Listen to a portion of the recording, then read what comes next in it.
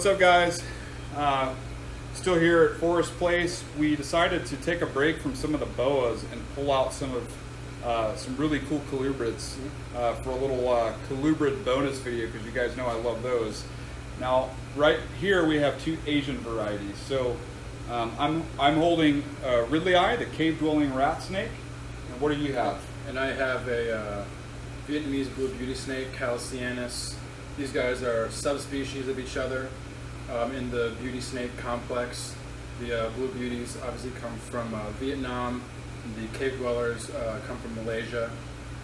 Some differences with them, body type wise, very similar in their movements, their kind of visual orientation.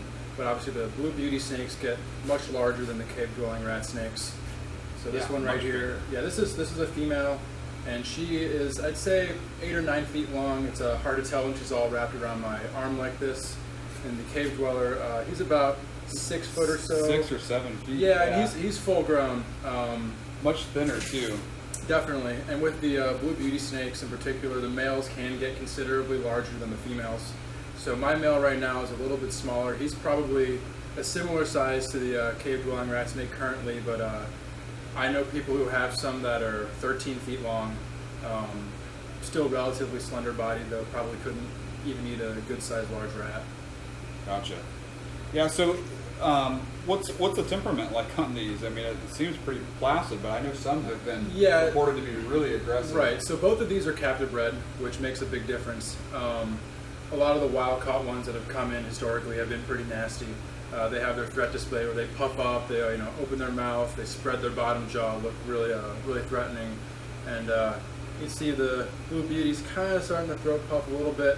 They're very visually oriented, so any movements around them, especially I find when there's multiple people in the room, especially with the blue beauties, they kind of become on edge. But otherwise, they're fairly calm.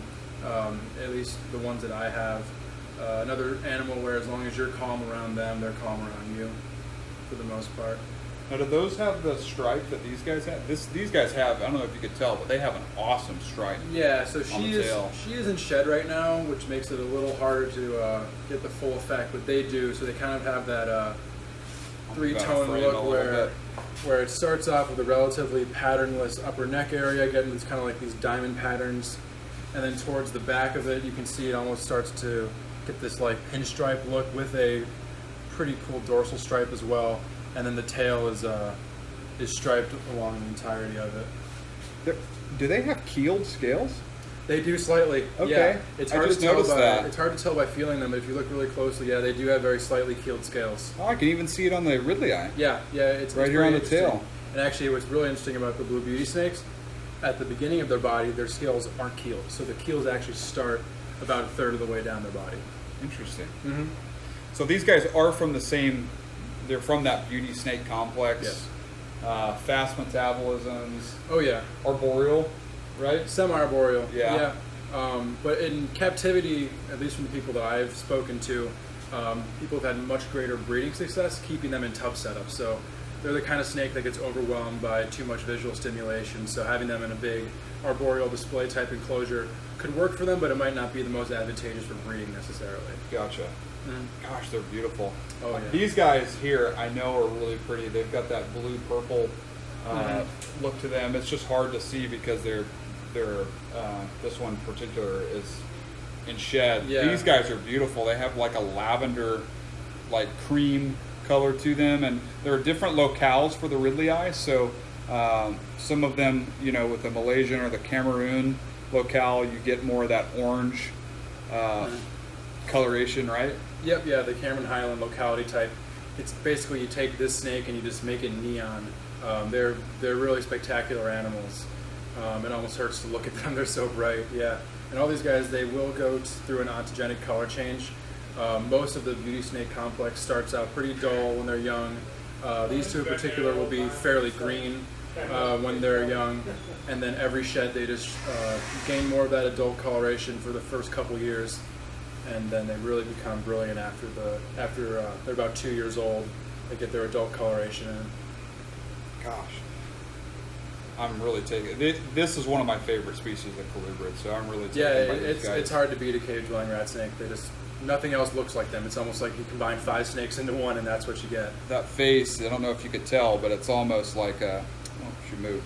It's like a badger. Yeah, moves. Not moves. I can't talk. It's more like a blue color on the head. It's Yeah, probably there's hard to see because of the lighting. Like but blue to orange to kind of like a pale yellow and a purple color with this like ivory stripe, and then Right. real deep purple on the tail. It's phenomenal. very unique to any other color combination of naturally occurring non-morph species of snake. Yeah, that's what I love about them. Just it's almost like you hand designed this snake, you know.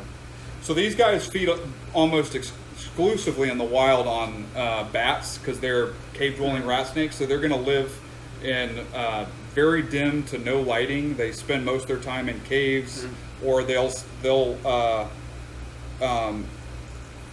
a lot of time at the opening of a cave, the entrance in. So when those bats are coming in and out at dusk and dawn, they're going to be sitting there on a from a tucked away place up at the very top of it, and they're going to be grabbing the bats as they're flying through.